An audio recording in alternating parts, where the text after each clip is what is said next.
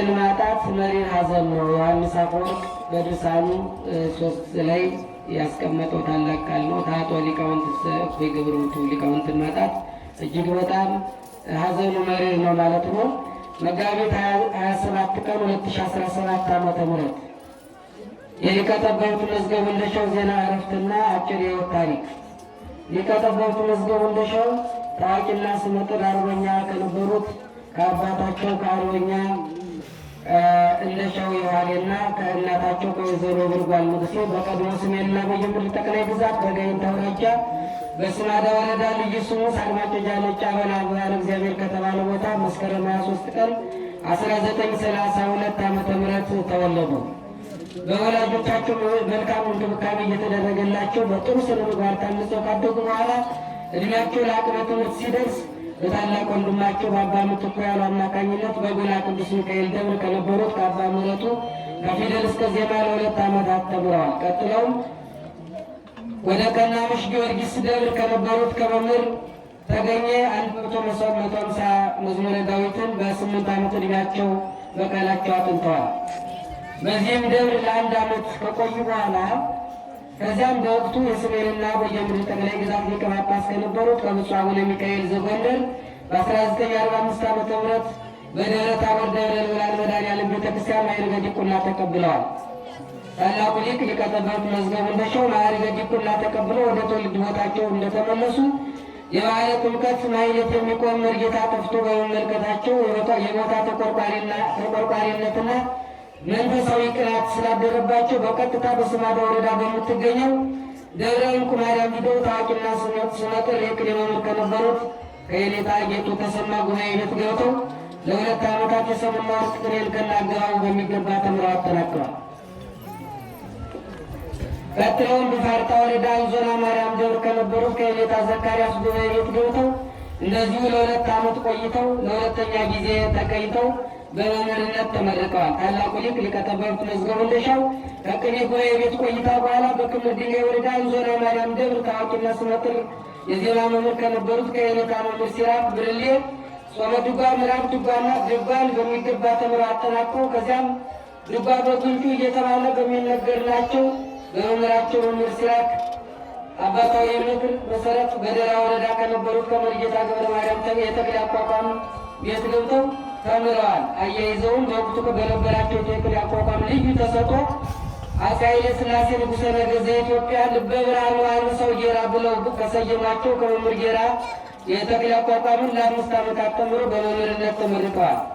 ታላቁ ሊቅ ሊቀ ጠበብት መዝገቡ እንደሻው በአቋቋም መምህርነት እንደተመረቁ ወደ ሰሜን ወሎ ዳውንት ወረዳ በጎ ጨረቃ ጊዮርጊስ ደብር የዝማሬ መዋሥዕት መምህር ከነበሩት ከየኔታ ጾመ ልሳን ጉባኤ ቤት ገብተው ለ2 ዓመታት የዝማሬ መዋሥዕት ትምህርታቸውን በሚገባ ተምረው በማጠናቀቅ ዝማሬውን በብራና ጽፈውና አመልክተው በመምህርነት ተመርቀዋል። ቀጥለውም ወደ ሰሜን ወሎ ሰለልኩላ ቅዱስ ሚካኤል ደብር በመሄድ ታዋቂና ስመጥር የቅዳሴ መምህር ከነበሩት ከየኔታ ከበደ ረታ ጉባኤ ቤት ገብተው በ2 ዓመት ቆይታ ቅዳሴውን ከነአንቀጹና ከነሙሉ ስርዓቱ በሚገባ ተምረው በማጠናቀቅ እንደዚሁ በብራና ጽፈውና አመልክተው በመምህርነት ተመርቀዋል። ታላቁ ሊቅ ሊቀ ጠበብት መዝገቡ እንደሻው በዚያ ወቅት ወደ አዲስ አበባ ሂደው ለተወሰነ ወራት ከቆዩ በኋላ እንደገና ወደ ልዳ ጊዮርጊስ ተመልሰው የጋብቻን ክቡርነት በመገንዘብ የዘር ሐረጋቸው ከአፄ ምኒልክ ዳግማዊ ከሚመዘዘው ከወይዘሮ ትሪባንቲ ደብሩ ጋር በ1962 ዓ.ም ሥርዓተ ጋብቻቸውን በሕገ ቤተክርስቲያን ፈጽመዋል። ከዚያም በ1963 ዓ.ም ወደ ደሴ ከተማ ሂደው ከብፁዕ አቡነ ገብርኤል ቀዳማዊ በደሴ ቅድስት ሥላሴ ቤተክርስቲያን ማዕርገ ቅስና ተቀብለዋል። ከዚያም 9 ተማሪዎቻቸውን በማስከተል ለ9 ቀናት ከታች ጋይንት ወደ አዲስ አበባ በእግር ተጉዘው ገብተዋል። በነበራቸው ሊቅነትና ልዩ ተሰጥኦ የቁም ጸሐፊነት ሙያ ከንጉሠ ነገሥቱ አፄ ኃይለ ሥላሴ ቤተሰቦች ጋር ለመተዋወቅ ከመብቃታቸውም አልፎ ወደ ቤተ መንግሥት በክብር ተጠርተው የመግባት ዕድል ገጥሟቸው የተለያዩ የብራና መጻሕፍትን ቅዱሳት መጻሕፍትን በብራና የጻፉ ሲሆን አዲስ አበባ ከተማ ታዋቂ በሆኑት ገዳማትና አድባራት በቅዳሴ እንዲያገለግሉ ተፈቅዶላቸው በገነተ ጽጌ በአዲስ አበባ ገነተ ጽጌ ቅዱስ ጊዮርጊስ ቤተክርስቲያን፣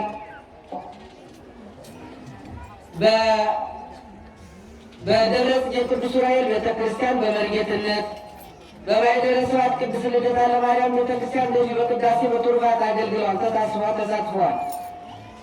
በዚህም ወቅት በሙያቸውና በሊቅነታቸው ካተረፉት ተወዳጅነት የተነሳ የንጉሠ ነገሥቱ ቤተሰቦች ባለቤታቸውን ወደ አዲስ አበባ ይዘው መጥተው መኖሪያቸውን አዲስ አበባ እንዲያደርጉ ቢጠየቁም ፈቃደ እግዚአብሔር ባለመሆኑና ወቅቱ ከ1966-67 አካባቢ በ65 እና 66 ዓመተ ምህረት አካባቢ በመሆኑ የመንግስት ለውጥ እየመጣ ያለበትና ሀገሪቱ ያልተረጋጋችበት ጊዜ በመሆኑ ተመልሰው በዚያው ወደ ልዳ ተመልሰው ቀርተዋል።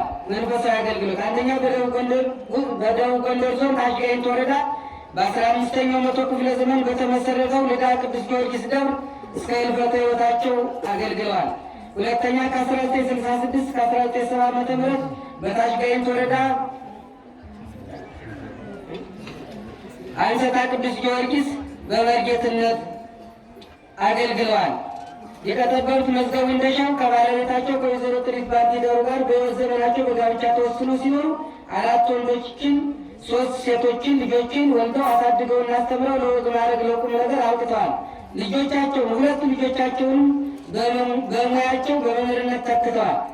ራሳቸው ያስተማሯቸውና ከዚያም ልጆቼ እኔን ያገኘ መንገላታ እንዳያገኛቸው በማለት የቃልና የዜማ ትምህርቱን ራሳቸው ያስተማሯቸውና ከቤታቸው የቅኔ መምህር በግላቸው ቀጥረው ቅኔና ሰዋስው እንዲያውቁ ማድረጋቸውና ለመምህርነት ማብቃታቸው በአካባቢው ልዩ መምህር አባት ያደርጋቸዋል። ታላቁ ሊቅ ሊቀጠበብ መዝገቡ እንደሻው በቅድስት ቤተክርስቲያን ከ50 ዓመታት በላይ ወንበር ዘርግተው ጉባኤ አስፍተው በርካታ ሊቃውንትን ያፈሩ ሲሆን በዚህም ከዲቁና እስከ ሊቀ ጵጵስና ማዕረግ የደረሱ ሊቃውንትን ለማፍራት በቅተዋል። ለአብነት ያህሉም በመካከላችን የሚገኙት ብፁዕ አባታችን አቡነ ዮሐንስ የእሳቸው የቀለብ ልጅ መሆናቸውን እናረጋግጥላቸዋለን።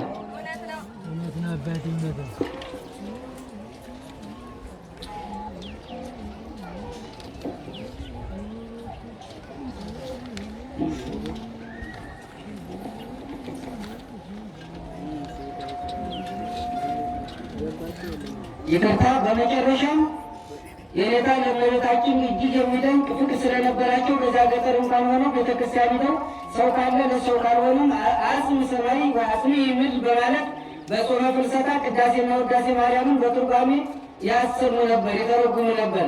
ጊዜ እረፍት የኔታ የሚወዷትን ቤተክርስቲያን እስከ ሕልፈተ ሕይወታቸው ፍጻሜ አገልግለው በሥጋ የወለዷቸውን 4 ወንዶች ልጆችንና 3 ሴቶች ልጆችን በሃይማኖት በምግባር ኮትኩተው አሳድገው 13 የልጅ ልጆችን አይተው ስመው የሁሉም የአዳም ዘር ወደ ፈጣሪ መሸጋገሪያ መንገድ የሆነውን ዕረፍተ ሥጋ አርፈው እነሆ ዋጋቸውን እንደሚወዷት እናታቸው እመሕይወት ድንግል ማርያም ወላዲተ አምላክ ቃል ኪዳን ከቸሩ መድኃኔዓለም በጉጉት በተስፋ ሲጠባበቁ ቆይተው ባደረባቸው ጽኑ ሕመም ምክንያት በመንፈሳዊና በከፍተኛ ሕክምና ሲረዱ ቆይተው በተወለዱ በ86 ዓመታቸው ከዚህ ዓለም ድካም አርፈዋል። ሥርዓተ ቀብራቸውም ዘመድ ወዳጅ በተገኘበት በአየር ጤና ደብረ መድኃኔዓለም ቤተ ክርስቲያን በዚሁ በዛሬው በከበረው ዕለት ከቀኑ 6 ሰዓት በኋላ ከተወሰኑ ደቂቃዎች በኋላ የሚፈጸም ይሆናል። አንተ መልአከ ሞት ምነው በዓመት ትጠይቀኛለህ? ጉልበትህ አይደክም፣ ሌላም ስራ የለ። መልአከ ሞት እኔ በዓመት የምጠይቀው እንዳይዘነጉ ነው፣ ሞት የለም መስሎ። ሊቀ ጠበብት ሞትማ መኖሩን ድሮም አውቃለሁ፣ ቆይተህ ብትመጣ የት አመልጣለሁ? መልአከ ሞት እስኪ ሳይቆጡ እርሶ ይፍረዱ፣ አንዱ ተቀምጠው እነማን ሄዱ? ሊቀ ጠበብት እኔን የፈለከኝ ሰው አጥተህ ነው ሌላ? ምን አለ ታግሰህ ብትቆይ ወደኋላ? መልአከ ሞት እባክህ አባቴ እልፍ ይበሉልኝ፣ ልሂድ ወደ ሌላ ብዙ ስራ አለብኝ። ሊቀ ጠበብት ጭቅጭቅ አብዝተን ነገራችን ጠና፣ 150 ሲሆነኝ አንተው ዝም ብለና። መልአከ ሞት ኧረ ሰው አይስማው ይገርማል ነገሩ፣ ቁመው ሊሄዱ ነው ተኝተው ሊጦሩ የቀጠበሩት። አንተ ምን አገባህ እንዲህ ያለው ጣጣ? ከቤተሰብ እንጂ ከአንተ ቤት አልመጣ። መልአከ ሞት ደህና ይሰንብቱ ይበሉ የኔታ፣ ወደ ሌላ ልሂድ መቼም ስላልፈታ። በመጨረሻም ሊቀጠበብት ብሟገት ደከመ ጉልበቴ፣ ከቀጠሮ ሳይደርስ አልቀረም ሞቴ። ጉልበቴም ደከመ ዓይኔም ደበዘዘ፣ አይለቅም እርጅናን ጊዜ ከያዘ። ቁሜም ተቀምጬም ተኝቼም ባስበው የዚህ ዓለም ጉዳይ መጨረሻው ዋ ነው። በመጨረሻም ይገርማል ይደንቃል የክርስቶስ ምስጢር፣ የኔታ ዕረፍትና ባለመስቀሉ በአንድ ላይ ሲከበር። መድኃኔዓለምን ዕድሜ ልካቸውን ይዘክሩት ነበር፣ ዛሬ ዘከራቸው በተራው እግዚአብሔር። ቀድሞም ልዩ ነበር የማይለት ፍቅርህ፣ በመጨረሻም ያውቆ ማደርክ። ኑረህም ሞተህም አንተ እኮ መምህር ነህ። አስበ ሊቃውንትን እግዚአብሔር ያብብህ፣ እግዚአብሔር ያክብርልን፣ ነፍሳቸውን ይመርልን።